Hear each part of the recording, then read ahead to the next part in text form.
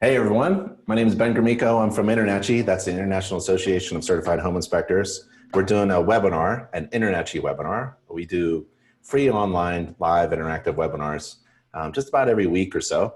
And I sometimes do the presentation and sometimes we have a special guest. And we definitely have a special guest today. Let's see, let me bring up the big homepage. We've got Spectora. Kevin from Spectora is speaking with us about some important stuff about this COVID and post-COVID society we're now in, and what can we do as home inspectors to survive and also grow, just keep on going with our marketing strategies and our business applications, and what do we need to do to be successful. And so we love to get experts in the field.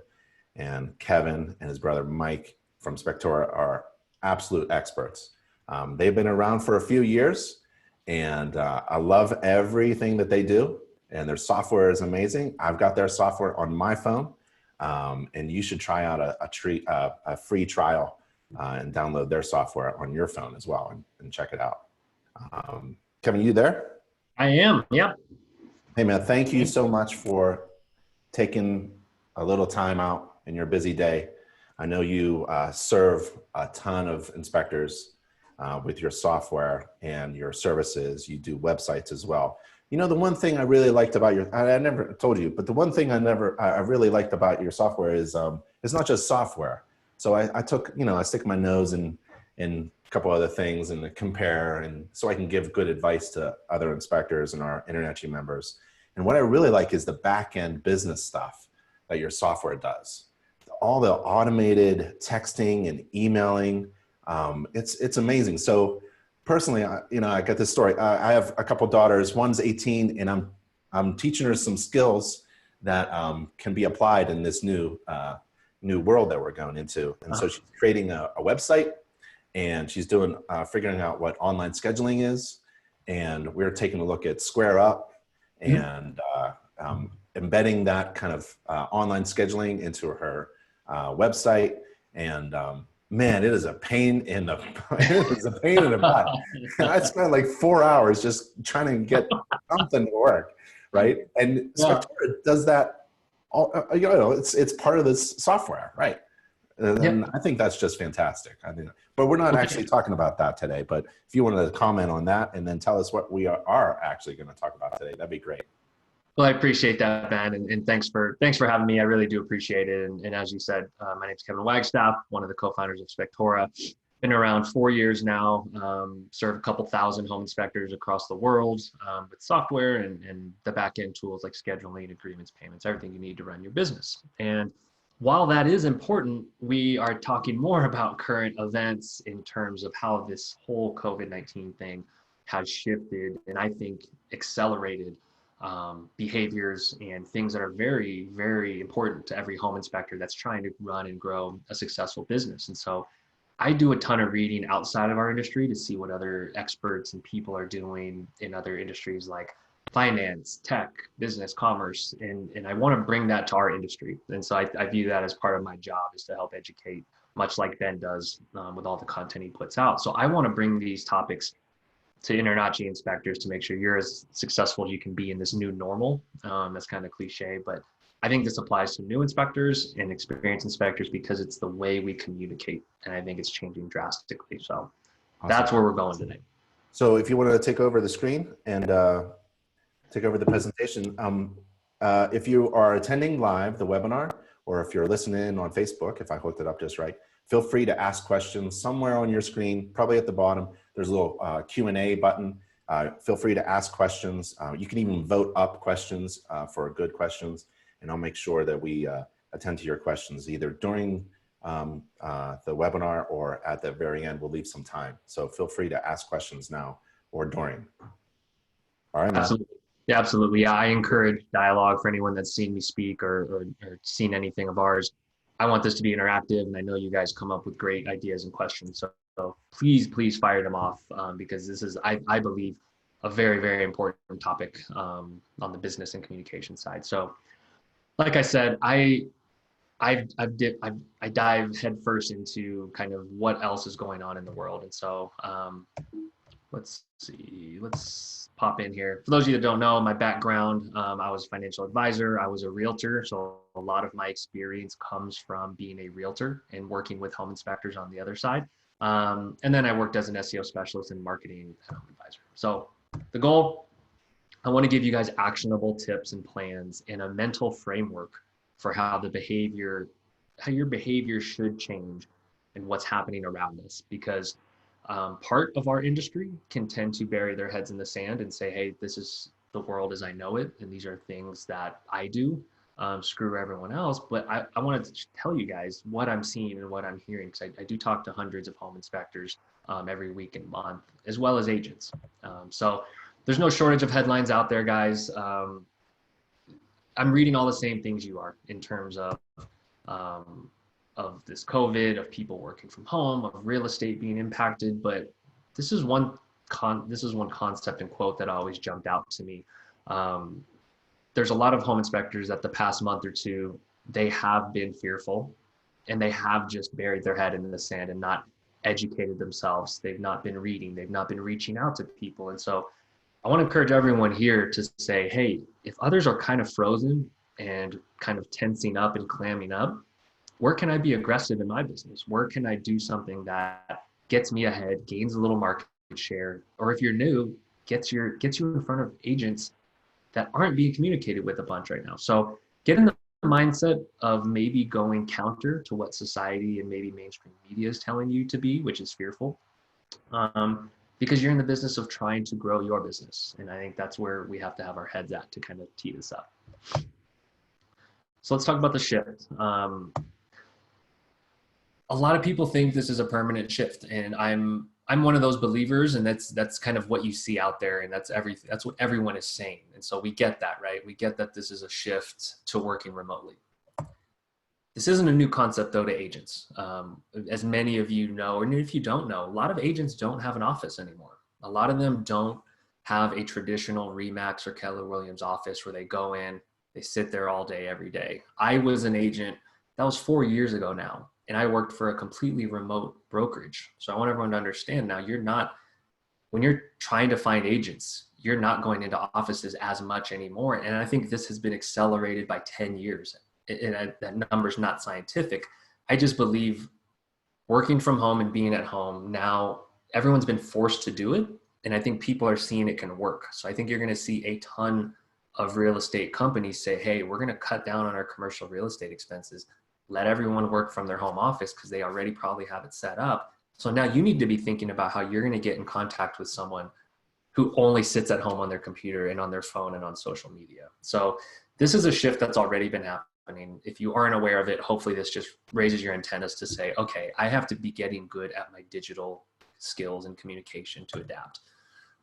And it's kind of a weird concept for a lot of us, right? Building a relationship through Zoom, through eye contact, through talking, and Ben is no stranger to this. And I think our job is to get you guys to start to build that muscle up, because I don't believe you can build a long-term sustainable home inspection business without building deep relationships. And now if your ability to do that in person and shaking hands is impaired and held back, you have to be able to build that relationship through a digital means now. And it takes a lot of comfort, trust me. Like, I still feel weird on camera every time I'm on camera. But it's something that you build up and you build the muscle. So I think you guys have less competition to do this in your industry, because there's not a ton of home inspectors that are rushing to get on YouTube, that are rushing to get on Facebook, that are rushing to create a good email newsletter. So think of this as, if you have downtime in May, as things are ramping back up, and I think as buyers and sellers are getting more comfortable transacting again,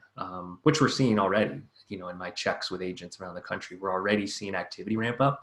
So I think the time to act is like today at 11 o'clock when this is over, and start going. So I think you have less competition. There has been a segment of inspectors that have pursued other careers. And so I think while people are clammed up, you have less competition. So agent presentations, let's dig in. For those of you that do them or have done them or plan to do them, I just want to kind of get your approach to this where I see it. You know, this is where we're going to. We're social distancing, right? Is kind of the new normal. So you think people are going to be in a rush to be in a packed room like this with 10, 20, 50 agents? They might be, they might not. But the point is, if you want to meet with agents, it might be a lot of coffee meetings for either your big producers, or even if you're getting started. When you go and meet a new agent and take the time to maybe get coffee, that tells the agent something. That's how you build relationships.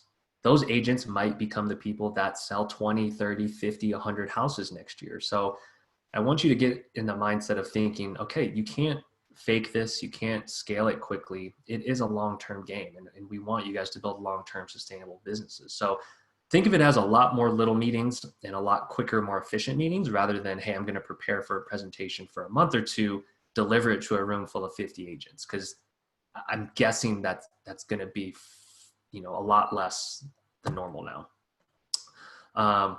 One example here, I just talked to Aaron, one of our users, it was like 2-3 weeks ago. I asked him, I said, what are you doing differently? What are you doing unique during this lockdown? Because they were completely locked down in Wisconsin. He put in, I think, a couple $100 worth at least of $7 branded Starbucks gift cards. You can do that from Starbucks. You can get your brand, your logo, an InterNACHI logo printed on the card itself, and then send these out to agents. And people are at home, people are checking their mail. And he said, hey, when this lockdown's over, let's grab a coffee, talk about your business, talk about how we can help. So that's just one idea of thinking outside of the box that I kind of want to expose you guys to, in terms of giving before you get. And I think it's hard to do, I think, when you're brand new. But if you do have the budget, it's not money not well spent, because I think when you give value first, I think you're always in a position to be in the good graces of those agents. There's only so much time, and I know that you can only get coffee with so many agents, right? And so I think that should be part of your strategy. I think you need to be allocating part of your time to still the future of face-to-face. So it's not going away completely. I think we're humans. We appreciate seeing each other in real life. We like shaking hands still. I'm not an alarmist that's saying that's going away. I think it needs to be a part of your strategy. It might be a smaller part of your strategy now than it was. If that was 90% of what you did or what you plan to do, maybe it's somewhere less than that, somewhere between 0 and 90. So I can't claim to know the answers of how the future of human behavior will be, but just know that you're going to need to allocate some time in front of the computer as well. So I want you guys to think about supplementing your in-person contact, your agent relationships with digital connections. So the first part of that is video. We're on video right now. And so if the thought of this terrifies you, trust me, I'm with you. I've been there. I still am there. Like it's scary, and it feels like something that's tough to do. And like everyone's completely polished that does it. It's not the case. I think you ask Ben and I candidly, we fumble around with this stuff too. And then we get in front of the camera and we try to focus on a topic to provide value. So I want each of you to hopefully work on that mental hurdle to say, okay, like, why not? Why not you to have a YouTube channel that really gets views, that gets agents to visit over and over, that educates home buyers on small things around the house? So these are some names to get comfortable with, right? YouTube, Zoom, iMovie, if you're on a Mac. I don't know the PC version of video editing software, but there's no shortage of them. I think a quick Google search will land you on some tools. And so it's never been easier to learn tutorials online, to say, how do I use YouTube? How do I use Facebook Live? Facebook's another one on here as well, in terms of Facebook Live. But these are tools to get used to get comfortable with, to Google tutorials on, to just learn the basics of if you're just starting. And I'm talking to all ends of the spectrum here, I believe, of if you're brand new, not familiar with these tools, cool, you can start learning. If you are familiar with them, start taking action, start getting on there, and save yourself time by filming videos. And I think this is what I want you guys to understand about video is you're leveraging your time more efficiently by doing this. Because if you went and talked to 100 agents and said the same exact thing in the same pitch, what if you put time into producing a really high quality video, or even a medium quality video, where you show your personality, where you actually talk and do that?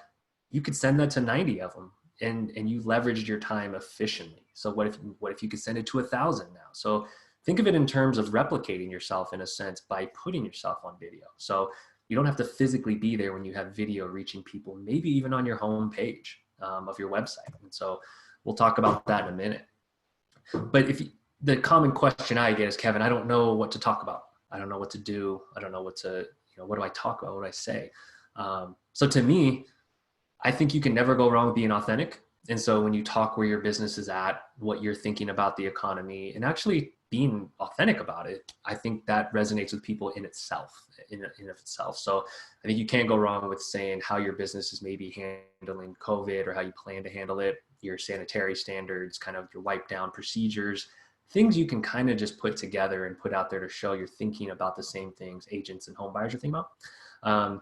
I think everybody should have a why of why you're in this business, of why you care about homes, why you are a home inspector. I think talking about that and getting those repetitions out, I think is a healthy thing as a business owner, but I think it's great for content as well. So I think you need to get repetitions and think to yourself, why am I doing this? And what value am I really bringing? And say that on camera over and over, and it'll get better.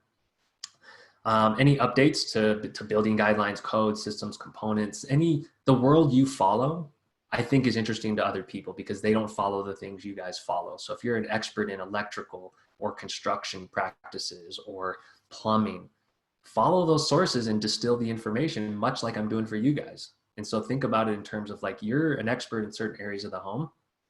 Start there, because I think anytime anyone creates content, you're much better at it and you're going to get better quicker if you're actually passionate or have an interest in what you're talking about. Don't get on there to try to talk about SEO or building a website if you've never done those things. That's just going to come off as inauthentic. How-to videos.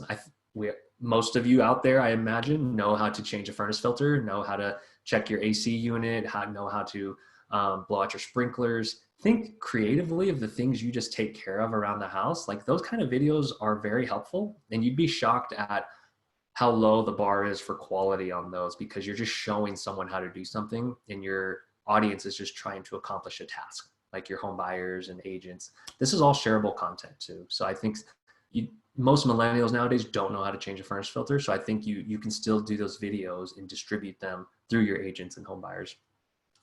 And then I think everyone follows their local market, or you should be going to Zillow or Trulia to find real estate statistics in your area. You can comment on those and talk about real estate trends, even on a neighborhood level, if you're aware of them. So that's some ideas there. I have 100 others that I'm happy to talk about with anybody. All right. I'm going to pause there for a second just to make sure we didn't have any questions and to take a drink of water, but that's just like the YouTube rant. Yeah, one of the things that I see with inspectors posting some video content is that they may not be focusing on their audience. So I have a feeling, I have no idea, I'm just guessing, that a lot of inspectors are actually posting for other inspectors to see what major defects and scary stuff they could find, like in a crawl space or something. And that's posting for like the wrong audience, right? You want to post for maybe existing homeowners or people who are interested in purchasing a home or maintaining their home and things like that. And it may not be like, posting the most scariest, dangerous, awful thing that a home could have. That may not be you have to pay attention to who you're talking to. And, I think there may be a competition going on, between inspectors, seeing who can post the most hazardous situation. That's a great point. Keep that in mind. Yeah. Outstanding point. And I think, there's a place for community building and feeling close to peers in your industry. It's a very isolated industry, and we get that. If you're trying to build your business, however, you're not reaching the right audience. So it takes empathy, and it takes sitting back and thinking like, okay, if you're a homeowner yourself, or maybe even asking your friends that are homeowners that aren't as maybe technically, inclined as you in terms of the business or the systems of a home, and ask them what's interesting to them. What does the average homeowner think about when they move into a house? They're thinking about, I don't know how to fix these plumbing pipes. I don't know how to, blow my sprinklers. They don't know these basic things. So put yourself truly in the shoes of your agents and your home buyers. It's a muscle. It's a muscle that takes building up. Now, maybe you'll talk about this later. I didn't see your slides, but like SEO, should you always like end with NAP, name, address, phone number, or call me? I'm Big Ben Inspections in Boulder, Colorado, 303-862-2611. Should you always say that in a YouTube video because it's part of a search?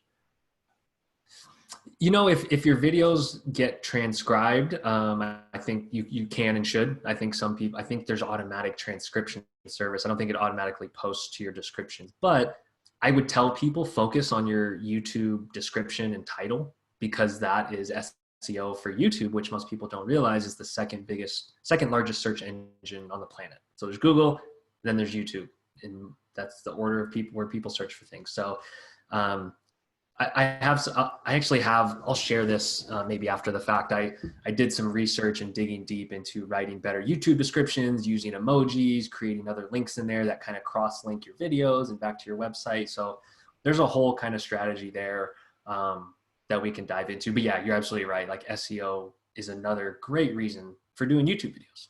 Yep.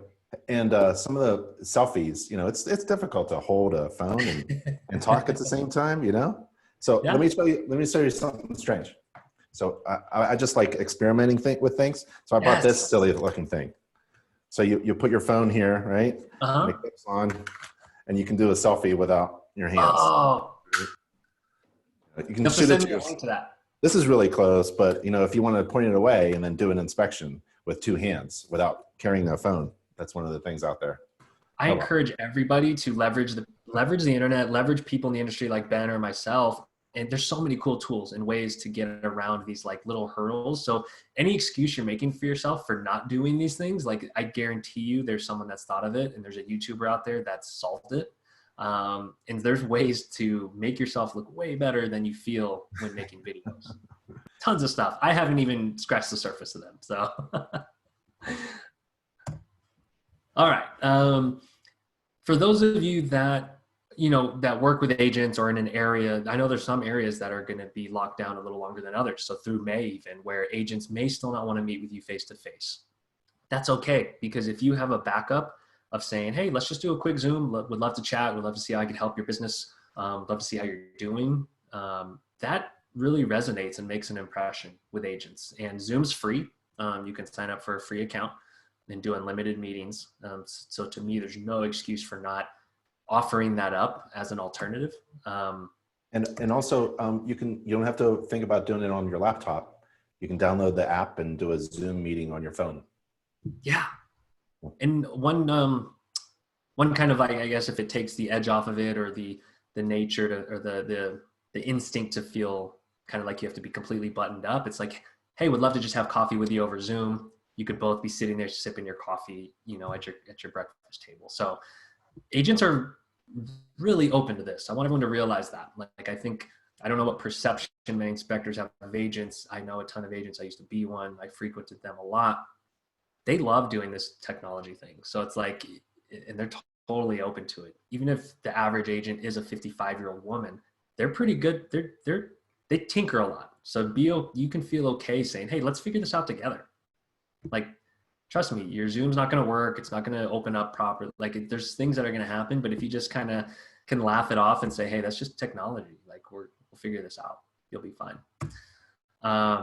Start thinking outside the box. I always encourage inspectors to maybe not follow the herd, not just ask what, 1,000 other successful inspectors did. I do think there's value in that. And, I think there's value in doing what works. But there's so much room to be creative in this industry. And I think you have to really think outside the box. This particular guy, Brian, he was on lockdown, clearly out back with his smoker, it looks like. He put something out there that said, hey, if anyone's doing a DIY house project, hit me up. I'd love to give you some advice. I'd love to weigh in on it. We can do it through Facebook or through Zoom.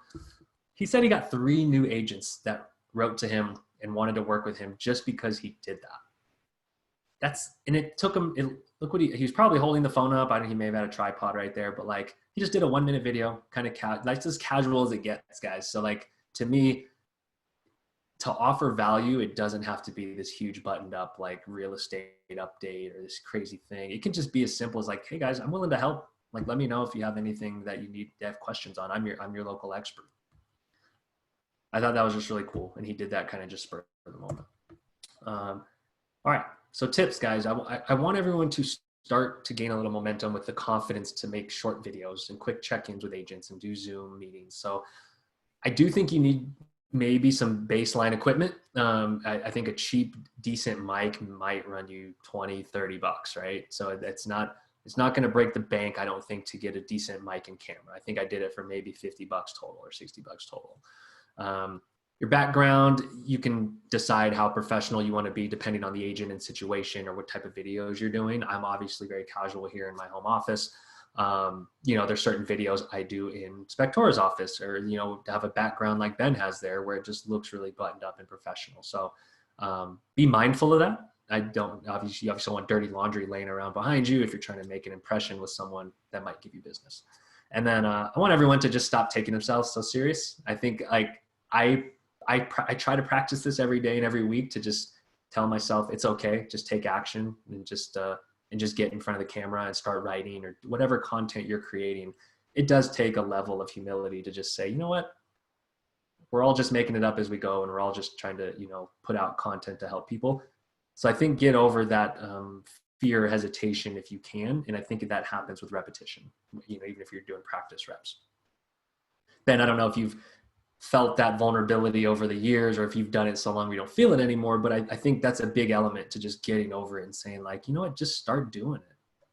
Yeah. And I've even told some of my staff, like, we have to remember that people are now used to watching videos on YouTube and Facebook and Instagram and everything, and TikTok. And you could see a formal ad coming up, and you can't wait to click through it. Like that bottom little thing, like your ad will be done in 2 seconds. I'm like, I'm getting ready to click it. The more informal you are, the better, actually. Yeah. It's not going to always be that way. There's always different expectations over time. But I think right now, I think you're right. We're all casual now. And so the more informal you are and the more personal you are, more vulnerable you show that you're vulnerable, is better. And it's really neat. And speaking of equipment, so I didn't know we were going to talk about all this stuff. So I've got this little microphone. It plugs at the bottom of my phone, and it's actually just goes right in there. If you could see it. Oh, there it goes. Yep. And then it actually turns, and it's got a little, a wind thing on it. So to have really good sound on your phone, there's little microphone things on there. Wow. So you use that for walking around doing content around the home, house of horrors. Okay, great. Yeah, and I've got a microphone pointed right at my face. Man, I couldn't agree more. Casual is relatable. And I think agents, we view them as business partners, in this industry, but they're still humans at the end of the day that want to work with people they know and like and trust. And so I think you can convey that through video the more you do it. So action plan, no talk or webinar or anything's not worth it without an action plan. So I want everyone to create a YouTube account tied to your business. And if you can Google this to say create business YouTube account or create company YouTube account. It's pretty simple. I remember thinking back, setting it up in a couple minutes. It's not going to be tied to your personal account, because I think YouTube if you have a Gmail already, you can have a personal YouTube account. Unless you're trying to build a personal brand, you probably want something under your company and business to keep it all business or agent facing. So that's step one. Step two, I want everyone to start with maybe even 5 minutes a week, or a day if you want to be aggressive. But I think get in front of the camera and click record for 5 minutes and start with talking about why you started your business, and act as if you're talking to your neighbor or a family member. Maybe pretend that a family member's in that camera and they're saying, like, well, why did you start? Why are you being a home inspector? And just try to articulate that vision. I think it can go a long way. I'm a huge believer in getting it out there into the universe, speaking that vision over and over, and you start to really believe it. And then when it comes out to agents, it sounds very authentic.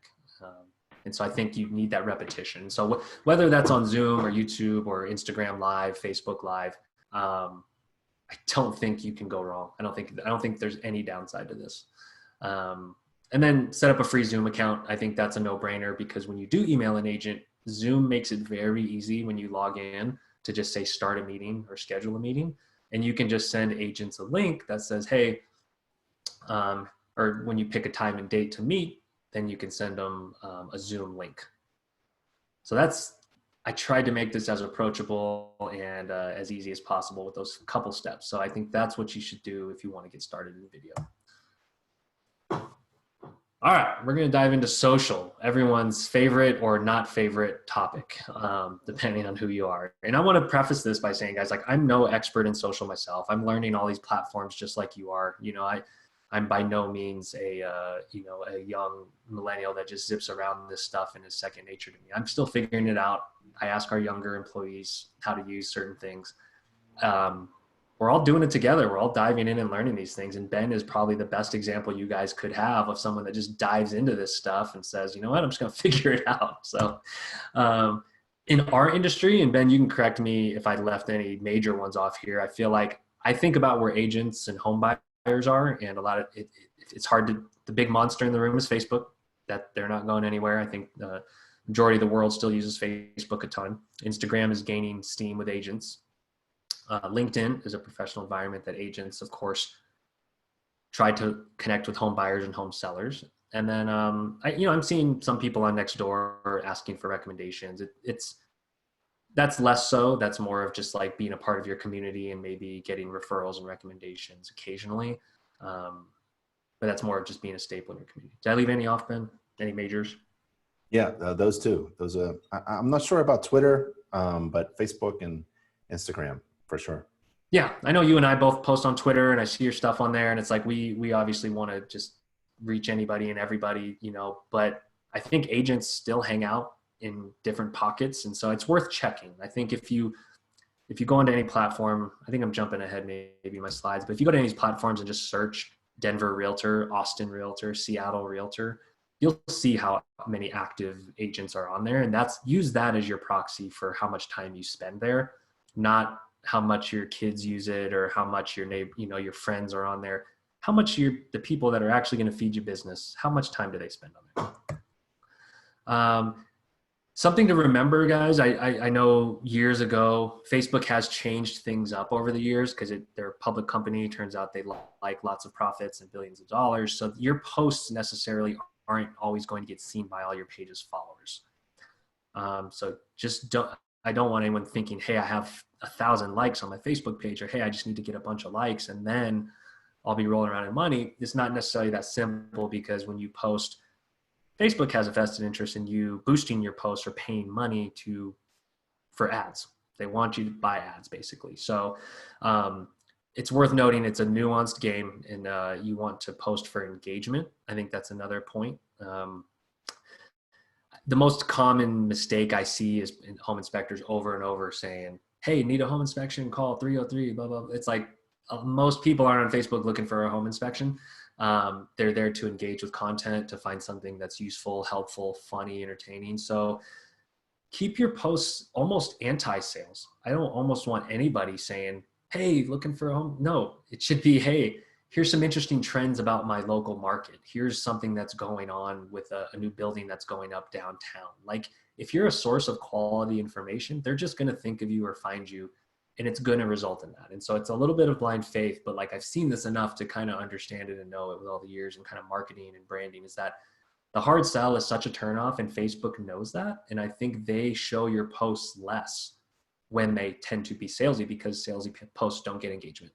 And I think, Ben, I don't know if you have any experience with that, with all the stuff you guys do there, but it's kind of tough to get direct response on social. It's more like you're the king of putting out good content in our industry. And I think like that alone tells us that's the way to go. Yeah, short and sweet too. My daughters always remind me I just talk too much. So shorter the better. I love short little videos that are entertaining or valuable. And keep that in mind. Short and sweet. I need to take some of that advice. Some of my demos I do get long-winded, and it's like, boom, chop it up, chop it up. Yep. I think this is no secret, guys.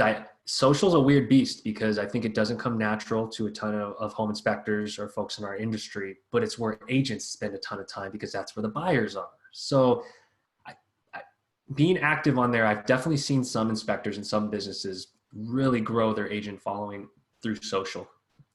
It's not a 90% activity. It's probably not even a 50 or 60% of your time activity, but it deserves some mind space based on the results you're seeing. And so I think you have to be aware and in tuned to the engagement you're getting on there. And then does that agent actually follow through and work with you eventually?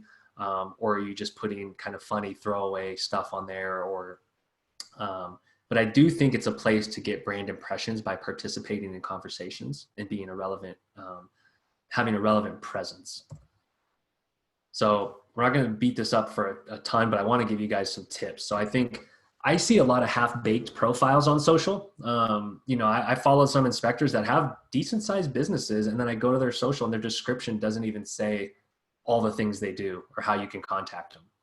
And so I think that's an easy one to think, to put some thought into. Okay, if an agent clicks through on my profile, what do they see? Like, what impression do they get about my business? How professional I am, how to contact me. I think that goes a long way. That goes for LinkedIn, Facebook, anything else you're on. So don't have half-baked profiles.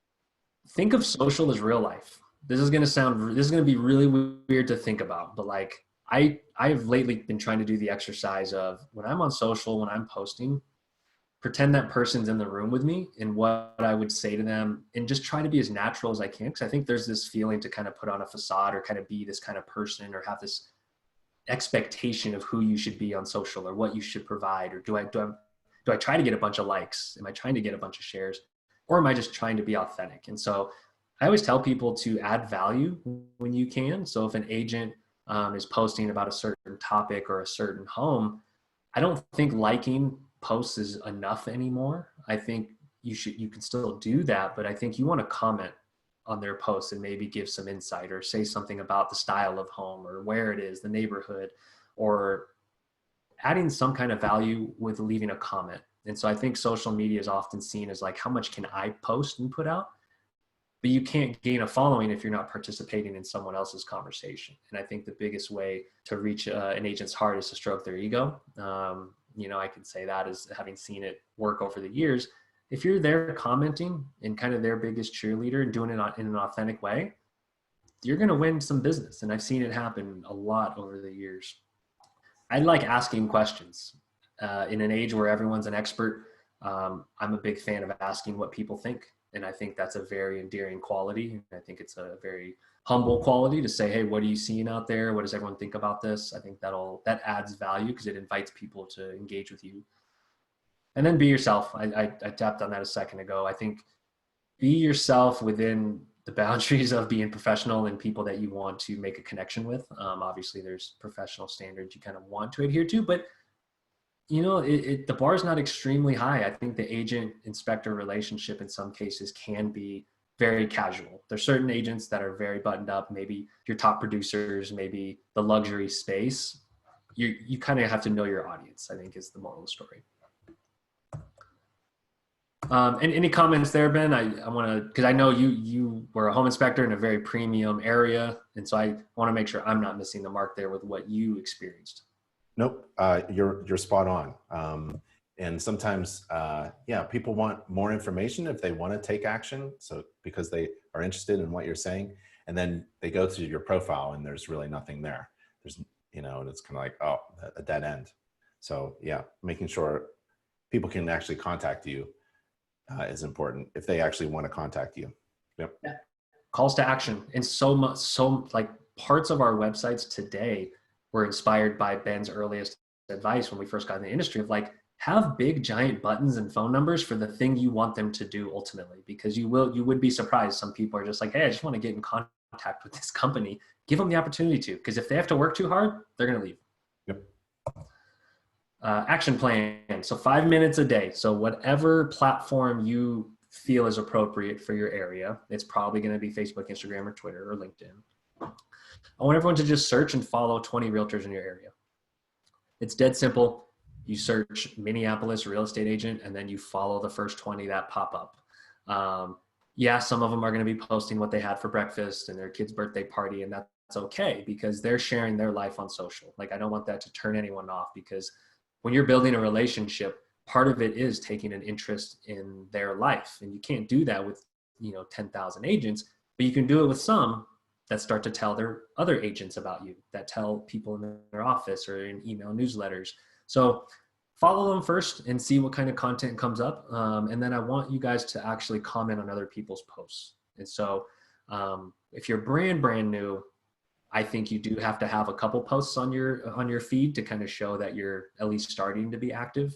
You don't want to have an empty personal feed when you go out and start posting on everyone else's, because then when they get to your account, they'll say, oh, is this guy even in business? Is he brand new? So maybe start your account with, 5-10 posts. But otherwise, I want everyone spending 10 minutes a day just commenting on other people's posts and engaging, and particularly agents. And then for 5 minutes a day, I want everyone to find a photo or a post to give insight or an opinion on something and showing personality. I think this is kind of the theme here, is that it's okay to let a little of the personal bleed into the business. Some people keep that strict division. And I think you can make cases for both, but I'm a big fan of like, hey, if you have a great moment with your kids or your wife or something at home, put it up and comment on it because it's authentic. I think if you only do that on a business account, that could be a little either distracting or kind of telling the wrong story, but I think you want to mix them in. The best accounts I've seen have a healthy balance of like 70% business stuff, 30% personal. And I just made that number up, but some mix of, hey, I'm a human, I'm a person that leads a life and has interests, but also here's some helpful information about my expertise. Yeah, and common ground is a pet. So if you have a pet, I don't know what the stats are. There's like in the United States, like 90% of us have pets, and dogs are, I think, and dogs and cats. I don't know. I think there are more cats than people in the United States. So if you have a pet photo, a dog photo, a cat photo, post that. Yep. Oh, promise you'll get the highest engagement on that. And if you can like somehow tie it into your business or job, like it just plays well. I think it's, I've seen guys bring their kids, or showing their kids something about home inspections or having their dog, whether there's creative ways you can do it. So I'm trying to design a face cover, a COVID face cover for a dog, but yeah, I don't think it's over the bridge of the nose without restricting breathing. Oh well, it's tough. It's the way they're built makes it very tough. So email. And Ben, any tying up thoughts on social? Because I know it's often a confusing thing. Most guys are just like, which one do I even get on? How long do I spend there? Any parting thoughts on how to use it to help your business? I think you're right. You do a little bit every day and make it fun for you to do, because the other thing that is disappointing is when you're following a couple of videos and there's a dead end because you haven't posted anything for 2 months or 6 months. Who knows? Are you still in business? Are you still interested? But so make it fun for you. Make it like something fun. Like, my daughters and I, or wife and I, we have fun doing things together, like taking pictures and things like that. And if it's fun for you, then you'll probably be interested in doing it a little bit every day. And watch your time. You have to manage your time. Don't get sucked up doing social media for 2-3 hours a day. It's really a short, sweet kind of thing, and it's fun. I love it. And it's easy to get sucked in. We all have stories of that. I make it a mission to go directly to our business page. I don't even hit my personal newsfeed because I know how easy that can be. And so I don't even look. I literally divert my eyes until I click on the little drop down to get to the business page. So you got to be guarded over your time. Even if you're a new inspector and you have more time than money, your time is valuable right now, because I think there's lots of opportunity out there. All right, let's get into email marketing. These are the two companies that help you send email and newsletters, MailChimp and Constant Contact. The two that I know of, there's a couple other really good ones coming up that I know of. Ben, what do you guys use? Or are there good ones out there that you know of? Those two. We use both of those. Yep. All right. They make it easy, guys. They have templates. Like I was a complete noob to email marketing years ago when I jumped on, and they really guide you through it. Like they make it dead simple. So you can look very professional through these templates in here. I get this question a lot. Do agents really want another email? Do they actually look at email? No one looks at email anymore. I can tell you, people don't look at crappy, spammy, automated emails anymore. People look at good emails. I look at certain newsletters. Every time I look at the InterNACHI newsletter every time, because I know there's quality information in there. So I think use that as every time you click through to any newsletter or source, I want you to think about the aspects of that made you click. Why are you interested in that? And it takes that being aware in the moment to say, okay, now my email newsletters, they better have some meat to them if I'm going to send them, because I'd rather everybody not send an email newsletter than do it in a very automated, low effort kind of way. Because I think the mindset is the practice of sending an email newsletter is good. It's like, no, just doing it's not good. I think it's the value you're providing. And I think that's kind of, you know, modern content marketing 101 is the world doesn't need any more canned, stamped out newsletters that go to every, you know, that every inspector's sending out. So it does take a little bit of effort. It takes some curating of content. I would encourage everybody to just, if it feels too easy, if you're thinking and you found a source where you're like, oh man, this will go out to 1,000 agents. It's just, I'm not gonna have to do anything. I don't know if that might be the best way unless you're really in touch with the person that's doing it and you understand what they're sending. Because there are decent providers that will do it for you, but you need to know what's going out, because what if an agent asks you about it? Then you're gonna sound you're gonna sound like you don't know what's going on in your own business. So again, we've all seen stuff that's high quality. Copy those. I Googled it the other day because I was just curious. I just said, hey, look, what are really cool email newsletters looking like elsewhere in the world? I came across a HubSpot article that showed me 17 newsletters that they love getting. Cool. I'm going to go find those. I'm going to take bits and pieces from them. You don't have to make it all up, guys. Some of it's just copying what other people are doing. There's home inspectors that are doing it really well. There's a couple home inspectors I know of. I'm on their newsletter and I'm not even an agent or home buyer. So I like seeing the content that they put out. So ask me for examples. I'm sure Ben has plenty of examples, like reach out. One thing I bolded the word curate here because it doesn't all have to be something written by you, the home inspector. I know Spectora and InterNACHI for a fact, not unbiased at all, are put out a lot of content, some of the most in our industry, that we want you to share. That's the reason why we put it out, because it's good for you because you're sharing knowledge, and it's great for people like us because you're linking back to an article of ours. So I think if you're just the delivery of information to agents who don't maybe know these sources, you're winning still because you're providing value and you're pushing it through. So that's what curating means. When you're finding other good sources over here, you're packaging it up, and now you're sending it out in an email with only a couple links per email. So think about that when you're pinging your agents. Is Zillow puts out tons of research on real estate markets. Trulia they all have research departments that put out great stuff. You can't assume these agents are finding that information, because I can tell you, agents within their first couple of years, some of them are clueless when it comes to finding data and insights on their own industry. So if you're the source of that, guess what? You win. They love you. So think about what they want to see. Think about what's interesting to an agent. There's no shortage of local news. So I think there's always locally slanted real estate news, or even if it's feel-good stories. I think people don't mind that being in a newsletter if there's a local feel-good story. And then don't be afraid to give your opinion in an email newsletter. If you link to a certain topic or story, it's okay to kind of give an opinion or a slant on it, or say how you feel about it. And that's a good way of creating content, is linking to an article and then commenting with a paragraph or two up above it. So that's an easy way to produce content, is find something interesting and then give your take on it.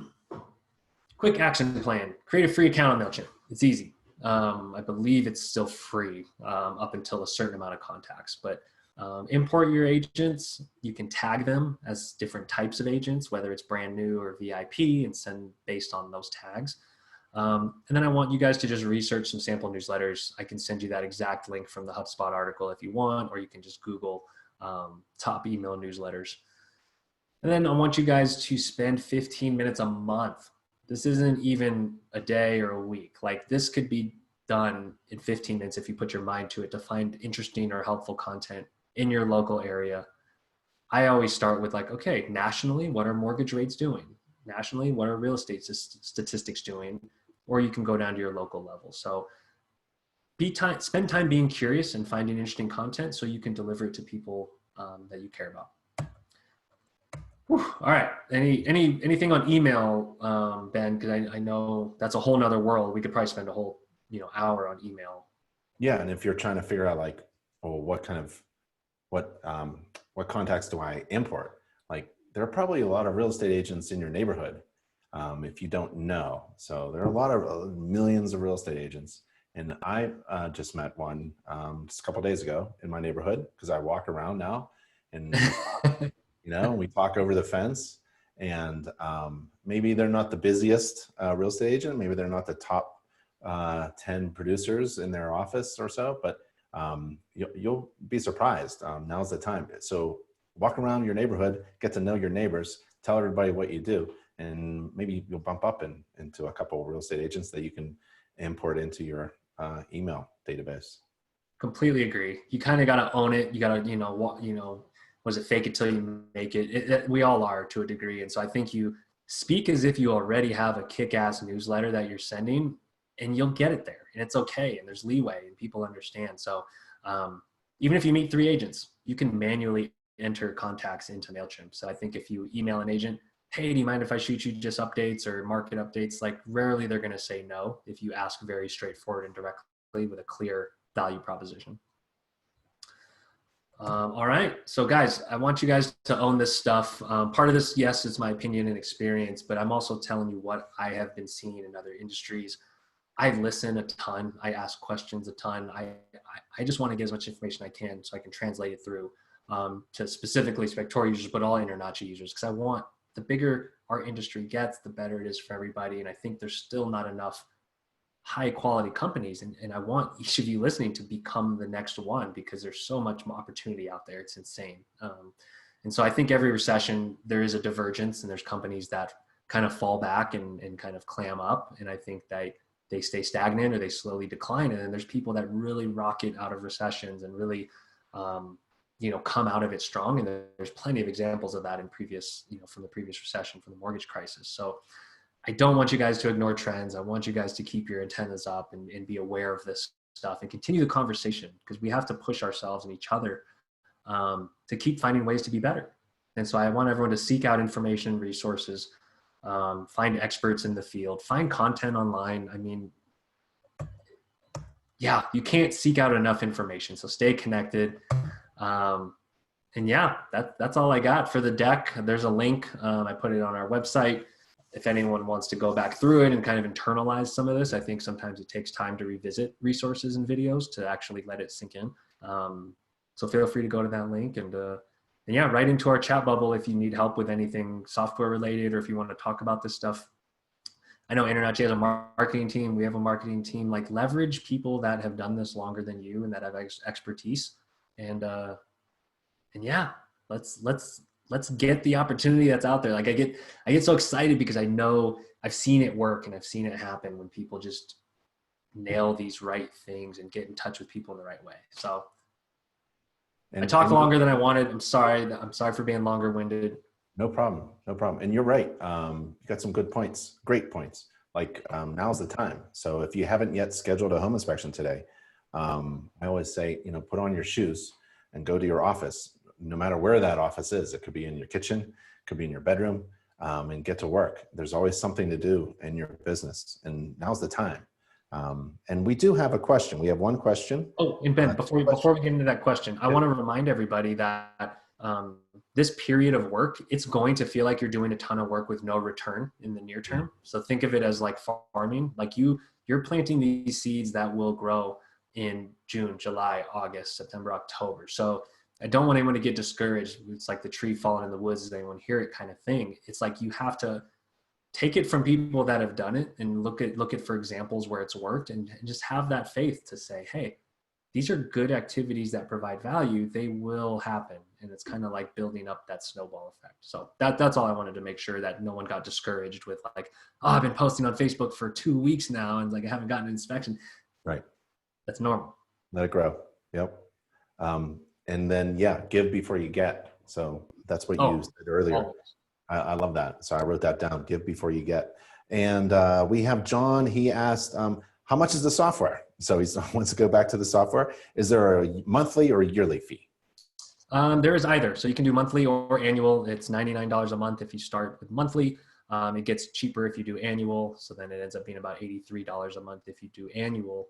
And then websites and all that separate. We have a jumpstart package, actually with a nice InterNACHI discount that's only InterNACHI members get if you do the software for a year and a website. So it basically gives you everything you need to run your business except your domain name, which you will need to buy from like a GoDaddy for about like $10.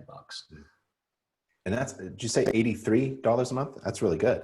That's really good. Yeah. If you want those discounts, I have them. Just email me. Julie asks, get over yourself. Wow, I needed that advice. Thank you. Best words.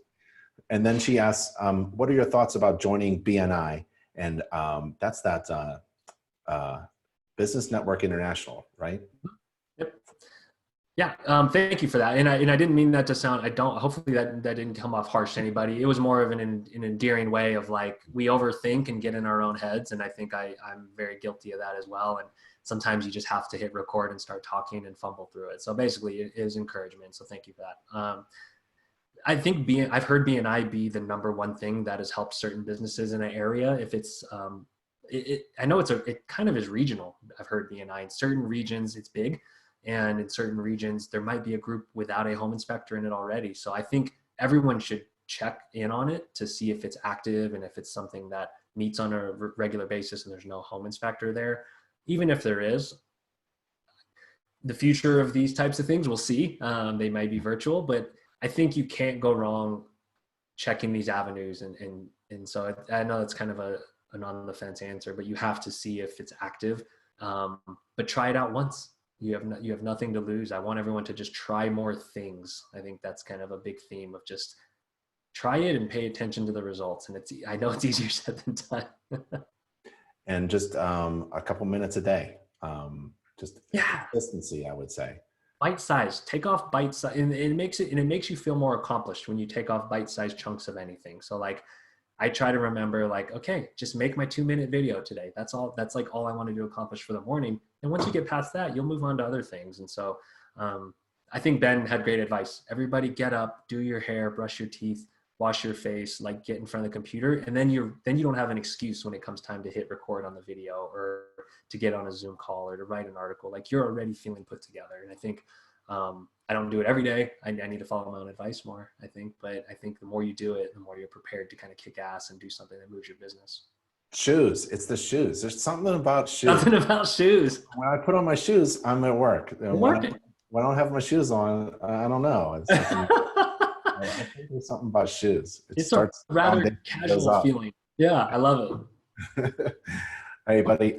Kevin from Spectora, I really appreciate your time and sharing what you know and keeping being in front of everything, keeping us informed of all the trends and sharing your opinions and the opinions that you have from all of your users, your software users that share with you and want to share with other inspectors. I really appreciate it. Thank you so much.